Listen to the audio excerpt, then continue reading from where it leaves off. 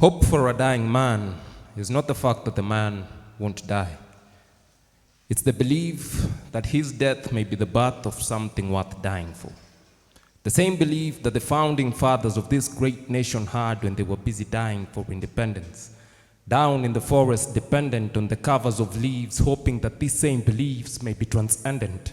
Passed down from generation to generation, the same belief that Jesus, a God in all his rights, had when he was busy dying for a man completely worthless in his own eyes. The same belief that Judas had when he chose to betray God, and on realizing that he had just sent to the gallows the only hope for mankind, he decided to save himself. So he hung his guilt upon a tree when he realized that he had been a fool to ever imagine that for 30 silver coins, he could afford something that was being offered for free. Hope. See, hope for a dying man is not the fact that the man will live. It's the belief that his death may be the birth of something worth dying for. On one silent night, a night such as this, they came to my village and waged war on men of peace. Their ears dead to our pleas, they chopped legs at the knees. I have seen trees grow from soil soaked to the blood of my brothers.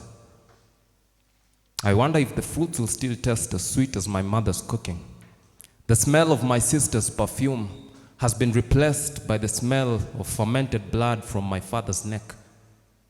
My cousin no longer sees straight, not because rainbow colors have blinded his vision, but because his eyes were unceremoniously separated from his body.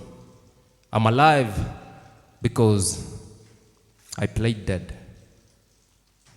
I watched as my older brother was yanked from under the bed, the cold steel stuck right through his head. His face now all colored in red, he gave me a last glance as to death he bled. I'm alive because I hid under the bodies of my kin. I can still clearly see the sin. My head spins every time I think that their death spared my life like Christ for my sins. You hid under whichever body you saw near. And who was going to save us now when we had been washed by the blood of our peers? My mother always bragged because she never saw my father fear, but that day, for the first and last time, my mother saw my father's fears when she saw my father's tears. The land on which I played on as a child now holds nothing but pain and grief. The sound of gunshots is a switch to traumas that will never heal. Action movies are only fun until it's real and you have to watch your friend's blood spill. Children supposed to be in school are now given gun classes and taught to teach their enemies a lesson. And when brother turns against brother, when friend turns against friend, then where shall we hide? Can't we see that when hate becomes groom, then death becomes bride? Greed and ego can turn even stray dogs into lions just to protect their pride. My heart cries. My heart cries out to the men who kill for other men to make a killing. My heart cries out to the boys who kill for other men even though they are not willing.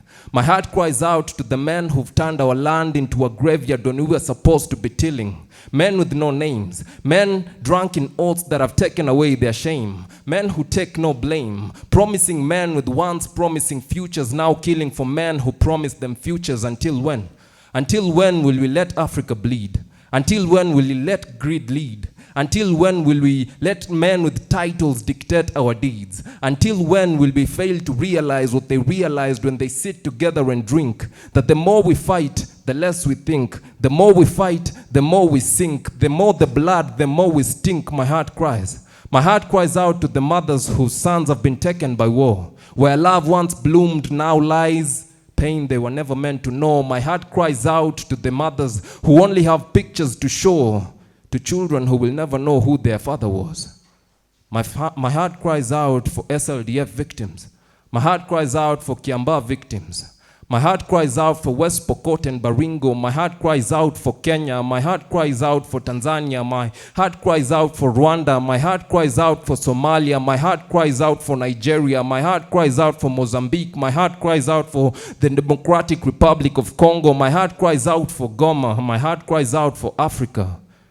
One day, Africa will rise on one silent night, a night full of light, a night with no mourning, a night with no more cries, One day, the decision for Africa will be ours to decide.